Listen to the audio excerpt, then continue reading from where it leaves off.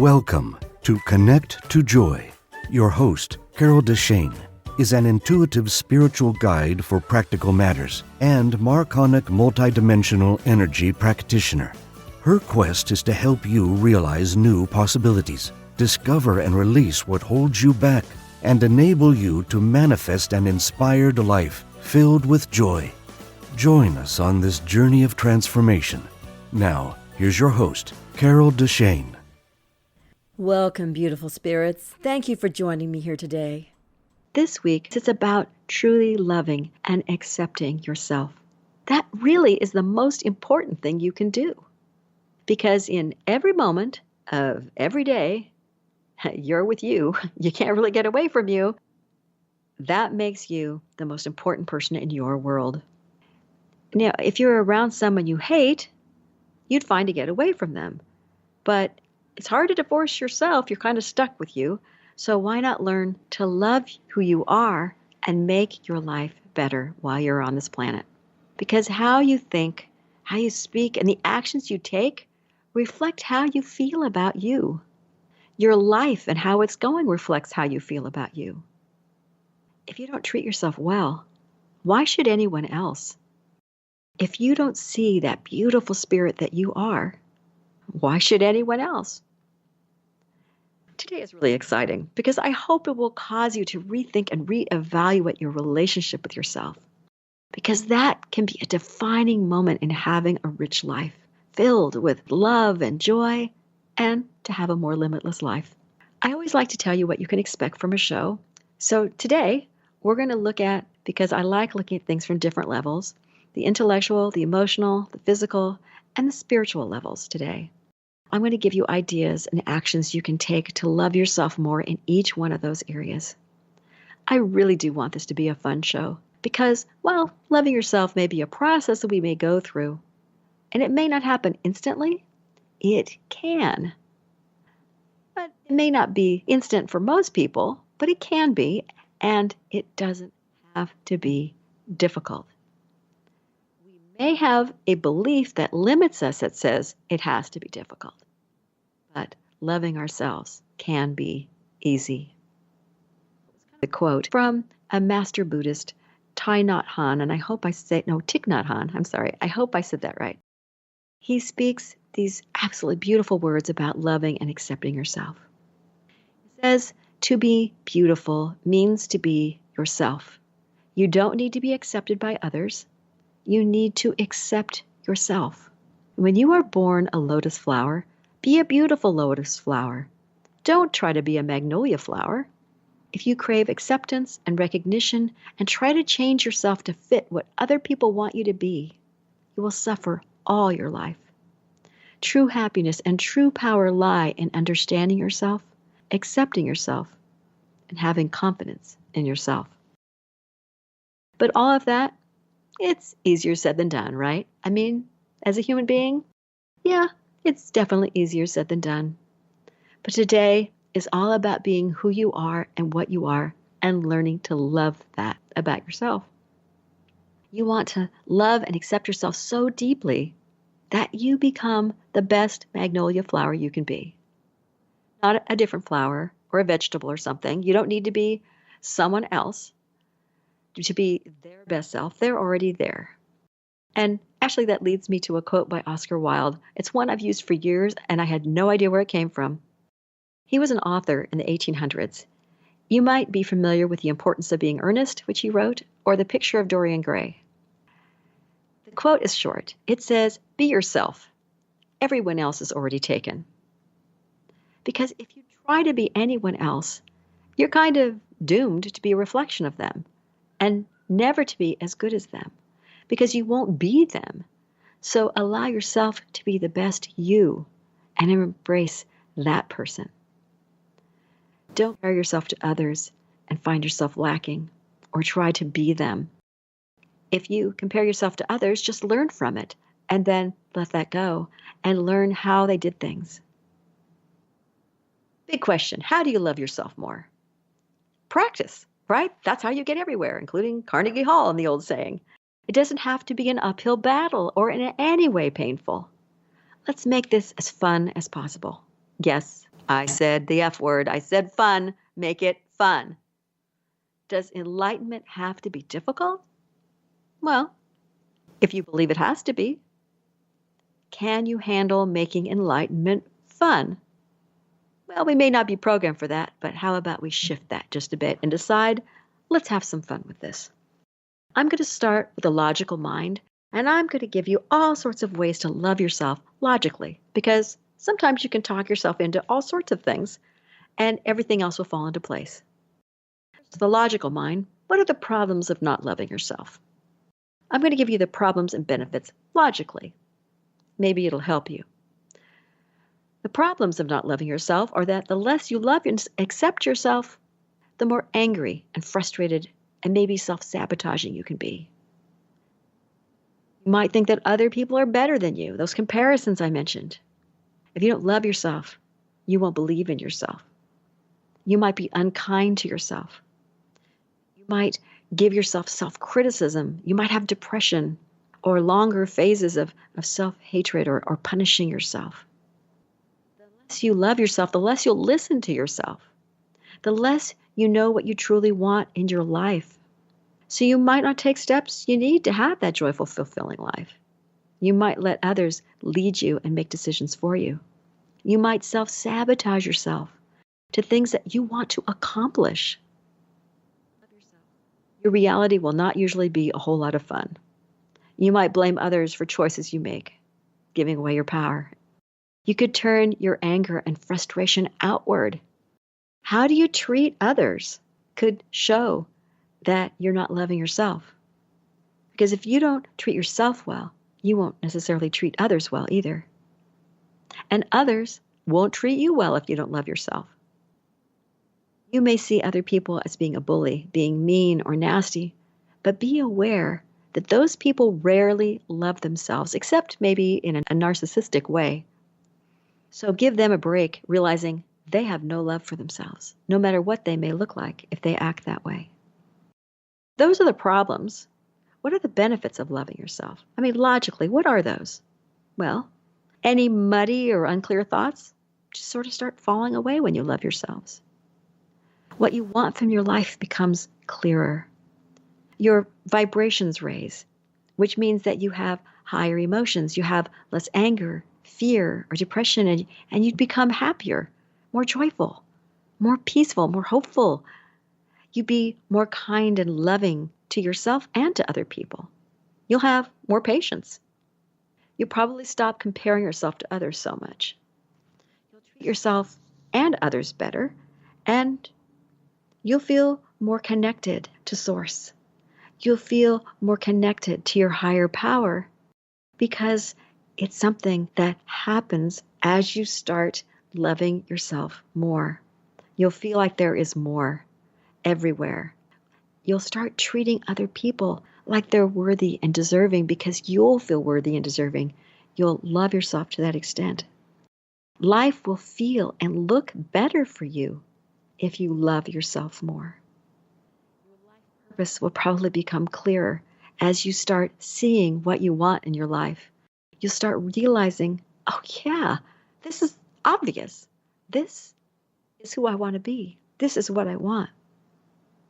The things that seem impossible will seem more possible because your mind will be expanded. Your feelings will embrace more of the possibilities than what you ever saw before. So logically, when you look at the problems versus the benefits, logically, it will kind of make sense to love yourself more. Kind of a no-brainer, right? Oh, we make growth so hard. Habits that sometimes can take a lifetime to break because of the way that we deal with them. Those beliefs that we limit ourselves with, and some of them can be easy to do. And some of them take a whole lot longer. We don't need to make growth and loving ourselves so difficult. But we kind of batter ourselves and say, no, I can't. No, I shouldn't. I don't deserve. I'm not enough. All those things fall into place. And all those things can take you away from loving yourself more. Just be aware. The more you're aware, the easier it will be to change the things that you want to change. to grow, to be happier, to have a life that you love even more. Now, you can only change your life if you're willing to make the change. You have to get out of your comfort zone. So, loving and accepting yourself, it can look tough, but it can also be a huge relief, especially when you stop resisting loving yourself. Logically, we already looked at the fact that it makes more sense to love yourself because there's more upside than downside. But you may not feel you deserve love or that you're lovable. That's a choice. You need to rethink that. Find things that make you feel lovable if you don't. Because loving yourself is more than just a state of mind. It's also a series of actions and habits that you can embrace into your life every day. So these action steps I'm going to give you now, I'm going to start with spiritual and intellectual. And while they seem opposites, they really aren't. They're just different ways of approaching loving yourself. So listen, take notes if you like. You don't need to do all of these action steps. Choose one and find the fun of loving yourself. And then choose a different one if that one doesn't work. Getting rid of negative thoughts and limiting belief is one way, but there are a whole lot of other ways as well. So let's start with the spiritual action steps. To love yourself more, you might try prayer to connect higher, meditation. But with meditation, what type works for you? There are a ton out there. There's the kind that I have never been able to do without falling asleep or meandering off and writing my own list of groceries or something in my head, which is just the quiet mind meditation. No sound, nothing, just being quiet. Never worked for me, so don't feel bad if it's not your meditation of choice. If it is, great, go there. More power to you. I can't do it. Transcendental meditation seemed to work really well for me. When you do transcendental meditation, you have a mantra and you see it over and over and over, and you don't think of anything else, and you empty your mind except the mantra. That's one way. You might choose to do the quiet mind meditation with music. Or maybe, since there's no rules, whatever gets you to that Zen space is good, the quiet mind space. Maybe you do yoga, or you get there when you run, or you bicycle, or you garden. Maybe you like to focus on something like a candle, or something out in nature, like I have some trees outside my window and I focus on them sometimes. Whatever gives you peace, you can focus on. Focus on your connection to Source, or on the positives and letting the negatives go. That's one spiritual action step you can take. You can find a personal mantra. The personal mantra, it's good if you can look in the mirror when you say it and say it 3 times, really feeling it deeply within yourself. There are all sorts of possibilities for mantras, but always make sure you have the word I in there, I or me. Some possibilities are I am happy to be me, I am lovable, I love myself the way I am, I love and appreciate everything about me. And there are a million more out there. If you need help coming up with one, there are a lot of them on my YouTube channel under the Joy Corner. You can find them there if you want ideas. You can also, when I was talking about meditating before, you can meditate on your inner child. Now, what do I mean by that? Well, a lot of times when we feel unloved, it's because we feel neglected or abandoned as a child. And maybe that inner child needs some nurturing. So if you meditate on bringing that inner child forth, you can see how the child feels and then enfold the child with a healing light, with the light of love. Maybe it needs safety. Ask what you can do to make that child feel more loved. And then when you come out of the meditation, take those steps. Don't just say, what do you need? Oh, great. Take the steps.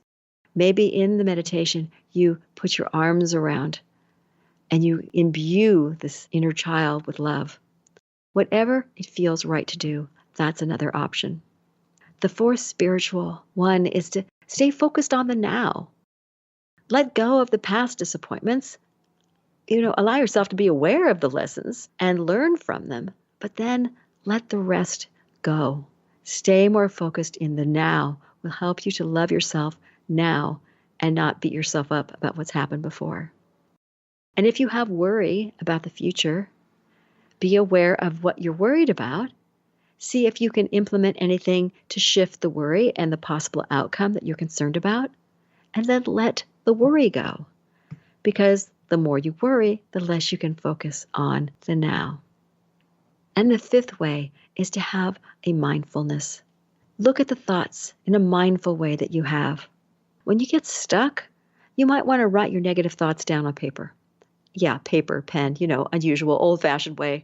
Because I'm going to ask you to either throw away the paper, shred it, which you should have anyway if you shred your mail in that crosscut shredder, but you can also drown it with water and sea salt. You can burn it. Be careful, because if you burn the paper, you want to make sure you have either the fireplace or somewhere where it's really safe to do. When you burn something that is negative, you can burn it out of your system just by the appearance of letting go of the words. We have burning bowl service at Unity Church, which I started when I was 12. They do it every new year to let go of what you don't want in the next new year. Some of them do it a little differently, but that's the way we always did it, to let go of what we wanted to let go of for the new year. That ceremony has a way of lightening things up and helping you really do release things. Those are the spiritual steps. Now I'm going to look at the intellectual action steps to help you love yourself more. You can make a list of your good qualities. If you don't love yourself very much, it could be a very short list. And you might want to ask someone who loves you to get you started on that. But you can also keep a list or a journal maybe of compliments you receive. If you don't get very many, that's okay. But list maybe also your achievements that you've done. So whenever you're in doubt about loving yourself, you can look at these things and go, hey, I can do things. I can love myself. Look at, you shouldn't have to depend on outside validation, but sometimes that helps as well. You can make a list of all the things that maybe you don't love about yourself. And then divide the list up into different areas. Maybe you list it in your habits versus your character traits, your physical attributes, maybe any beliefs that limit you. There are a bunch of different ways you can divide up that list about what makes you not love yourself.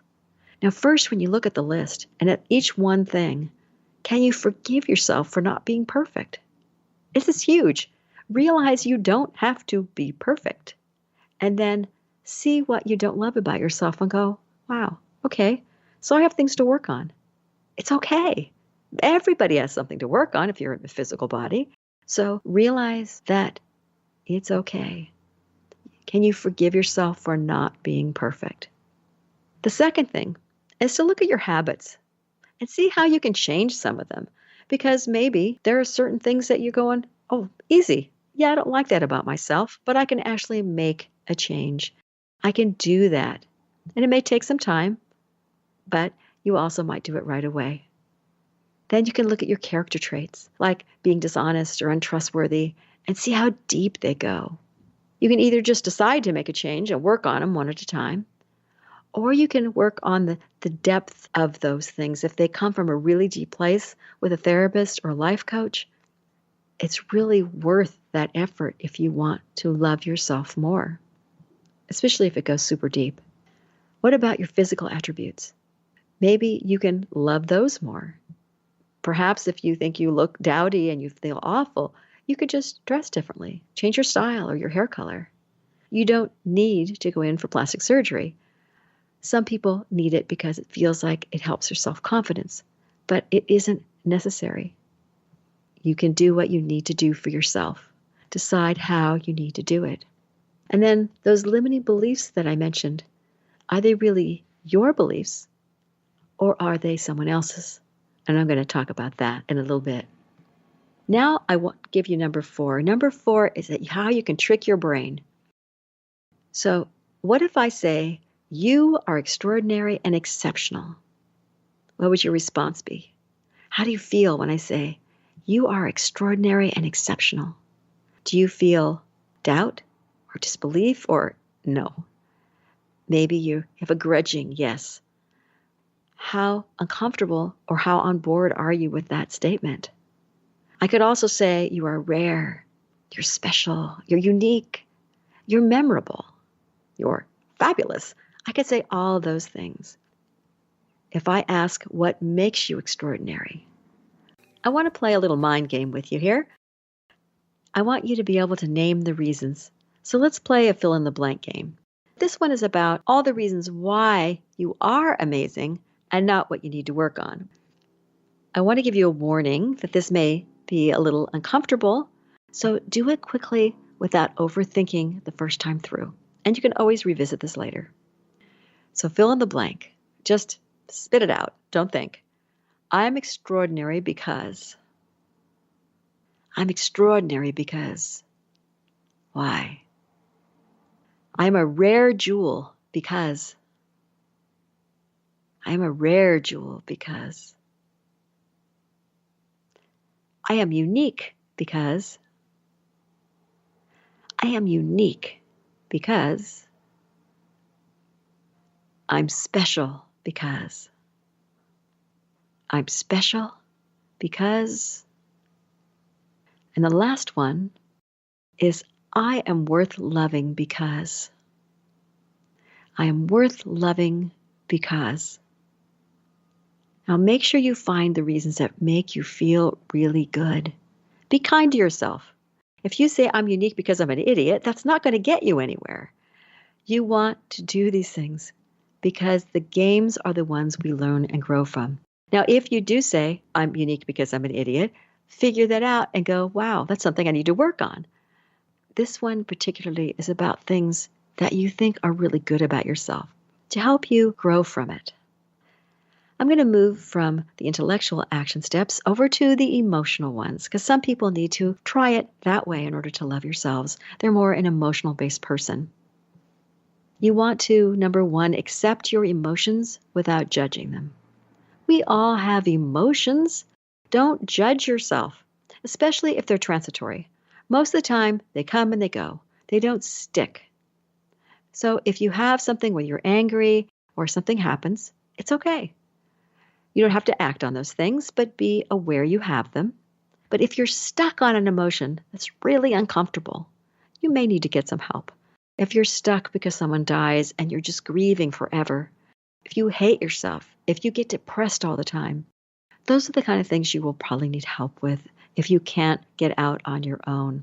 But don't judge yourself for them. Just know that a little help may help you move through them. If you can't love yourself, then you may change some beliefs that you have about them. If you know what your limiting beliefs are and why you aren't good enough or why you can't love yourself, try listing them out. Those that hold you back are the ones that limit you. So maybe, like I said, you feel you're not good enough about something, smart enough. Maybe you feel unworthy or undeserving or unlovable. What do you feel? Why can't you love yourself? Where do those come from? I mean, maybe they come from your mother or a teacher or a bully. Maybe you feel that you heard it all the time growing up. You heard why can't you be like your sister? Why can't you be like your brother? Why can't you get good grades? Why can't you do something? If you've adopted these beliefs that you've heard other people spewing at you when you were growing up or even now, recognize that they aren't yours necessarily. It depends on how deep you've adopted them. You may need a life coach or a therapist to see the origin and help you work through them. I also help people with intuitive readings to find the origins of things. I know personally that my dad had a lot of limiting beliefs. He was a lot older than me. He went through the Great Depression in the 30s, and he was a farmer, so between those two things, he had a lot of lack in money because of his experience. And when I realized that fear of not having enough money and I wouldn't loan to people, I wouldn't spend too much, it wasn't my belief. It was really my dad's. I went, oh, is that how I feel? And I thought, no, I don't feel like that. That's my dad's belief. You may find that, like me, you've adopted one. So you might have to look at a parent's beliefs because those are clearer than your own sometimes. See what they believe, and then see if it translated to you, the people closest to you. See if you've adopted their beliefs. Know that you can always change these if you decide to. These limiting beliefs can be flipped over and you can work on them. It could take a lot of work, or like with my dad, it could just be an instant light bulb moment where you go, oh, that's not my belief. So I guess I can let it go immediately. But awareness is key on those. Another emotional action step is to learn to say no and yes more appropriately. And what I mean by that is sometimes we say no when people we don't want to be around, but we let them be around. We do things that we don't want to do unless we absolutely have to. We feel like we're being taken advantage of when we say no. If we don't say no, I should say. So you want to learn to say no when you're feeling that way. When you're exhausted and you can't do one more thing and somebody asks you to do something, learn to say no if it makes you feel like you've loved yourself more by doing that. Say no as well to noises that you don't like, negative media that is in your face. And there's all kinds of ways to do that, which we're going to get into a little later. And say yes when it's appropriate. Say yes to new opportunities that appeal to you that maybe you wouldn't do before because you had those beliefs that you didn't deserve them. Say yes to self-care in every shape and form. Don't allow yourself to make yourself not a priority. Say yes to fun, to playfulness. And you want to say yes to doing things that bring you joy and bring you more peace. And another thing that's kind of fun to do is invest in your playtime. Take some time and money and set it aside so that you can invest in yourself. What brings you joy? What's fun to do? Make a list of everything. What did you used to do? What new thing do you want to learn and try? Maybe you want to start taking classes. Maybe photography or dancing you've always wanted to try. Or maybe you never understood chess and you want to try that. Whatever sounds like fun to you. Not necessarily something you grow by, which it can be that as well if it also sounds like fun, but something that you would invest in that would make you feel like you're more yourself. Because you're worth it. Make sure you put it on your calendar. Playtime. Make sure that you enjoy your life, however that means. Whether it means spending time with a specific friend that brings you joy. Whatever it is, invest in your playtime. The fifth thing you can do emotionally is to forgive yourself. Forgive yourself for past mistakes, for past choices. Forgive yourself for not loving yourself. Forgive yourself. It's a huge thing. I could do 5 shows on that. But know that the awareness that you need to forgive yourself is big all by itself.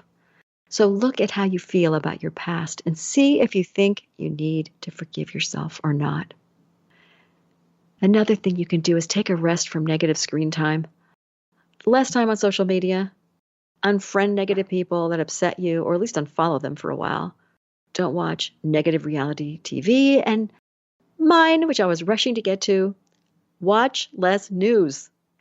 Those things can tighten us up, make us feel tense, and turn us away from the loving thoughts that we have. Maybe try just watching the headlines at the beginning if you want to see the most important stuff. But honestly, if news, someone will tell you if it's huge. You don't really need to be on there all the time if you're around people. They'll tell you. And the 7th thing is to open your heart more. Don't be so afraid from the past that you miss out on your present and your future. You want to be around people who bring you joy. So get out of your own way and allow yourself to open to new possibilities. I have to get into now the physical body action steps you can take for yourself. Some are really obvious, so I'll flip through these kind of fast. You want to be able to sleep better. Obviously, you might need a few more hours you're giving yourself. If you have trouble falling asleep or staying asleep, you might need a CPAP machine. Maybe you don't breathe properly. The less TV and social media right before bed, of course, you've heard of that. Anything that's less upsetting. You might try melatonin, which I use when I have a few nights running that I can't sleep, I can't get to sleep, or I wake up too much. It helps break the cycle. You might need to try the different milligrams and see. Don't try too much at the beginning. Try a little bit. I'm obviously not a doctor, but melatonin is all natural. Try something small, see if it helps, add a little more, and see how you feel. You can try white noise, earplugs, eye masks, what else? Weighted blankets, all those different things to help you sleep better. Fuel your body better. You can make small changes. You don't have to change everything you do, and it can help you feel healthier. You can do cleaner water. Alkaline water is absolutely excellent for all sorts of things. It helps you process things better through your body. You can eat organic, of course, less processed foods. You can stop eating an hour earlier in the evening. When you eat till 11 at night, stop at 10. You don't have to make a huge change to make a difference. Honestly, I don't think it matters when you eat. I've been reading up on this. When you break your fast for breakfast, it's more important what choices you make than when you eat it. You can try green drinks. If you don't like them, try different ones because some they're really good for you and they may not be your go-to idea of a great time. You don't have to be a vegan. Everybody goes, do I have to be a vegetarian? No. Do what your body craves. If you want red meat or fish, then eat it. But just try to eat the best that you can get, grass-fed or farm-raised. Different people believe different things on this, so it's totally your call and what you think. But if you do have what we consider bad cravings, which is sugar and tobacco and all that stuff, try and find alternatives to help you get through it without reverting back to those things that are bad for your body. Of course, there's movement. Whatever floats your boat. You can walk or hike or run or dance, use the stairs instead of an elevator. Of course, working out, spin class, lots of choices, yoga, Pilates. And there's gardening is really hard on your body, believe it or not, if you haven't done it. And I have to say that they do tell you when you have any kind of abdominal surgery to not push a vacuum around, which when I had that kind of surgery, I went, no problem. I don't mind at all. No vacuuming. But it's got to be pretty good exercise because they do tell you that. And something that people either talk about a lot or not at all is sex. Let me just say, it can fit into a number of different categories. It's good for your bodies. If you do it in a healthy way, of course, with someone you love. It's good for the emotions. It reduces stress. So it's good in lots of different categories. Other physical body things you can do for action steps. Let me just say, if you want to pamper yourself, it's okay, and I highly recommend it. What does that mean to you? Maybe you want to take a long bubble bath with sea salt. Maybe you need naps occasionally. Even 15 minutes can refresh you. Get a massage, a manicure, a pedicure, whatever, something that makes your body feels good when it's done. Surround yourself with beauty in your home if you can. Whatever makes you feel good, because you're worth it to be pampered and to make you feel loved. And two other things that didn't fit into the categories. I heard someone talk about a fun log, meaning that you have links on your phone of things that make you laugh so that you can have this momentary lightness in your life. Whether that means cat videos or something different, joke of the day, whatever it may be, have something like that so you can revert when you need it, when you get a little sad times. And try being alone and see what you feel like when you're alone. If you can find ways to enjoy your own company, to treat yourself like your best friend, you'll love yourself more. If you can't be alone, you don't love yourself. If you're afraid of being alone, you're afraid of being around yourself. So don't be afraid to get to know the person you truly are. Take some time for yourself. Learn who you are. And really, really enjoy being that person. Find things that bring you joy. It will help you figure things out at a deeper level. Now, depending on who you are, one type of those action steps will work better for you than another. It'll be more comfortable than another. So maybe you take one from column A, one from column B. Try a spiritual step, maybe an intellectual step, or maybe you're more in the emotional and physical realm. But try different ones that work for you. I do have a caution or a warning, however you want to look at it, that when you start loving yourself more, other people may try to tear you down because you're going to look like you're shifting and changing. They may feel threatened by it. So allow them to be who they are. They may be scared because you have this change happening and they don't know what's going on. Or maybe they're just so negative and so down and different than you now that you may need to let them go. You need to have a willingness to do that, just in case they aren't that person that needs to be around you as you love yourself more. But just realize that everyone is different. You are uniquely you. So celebrate you. Celebrate who you are and know that you are worth being loved. You are extraordinary and exceptional. You are. I trust that.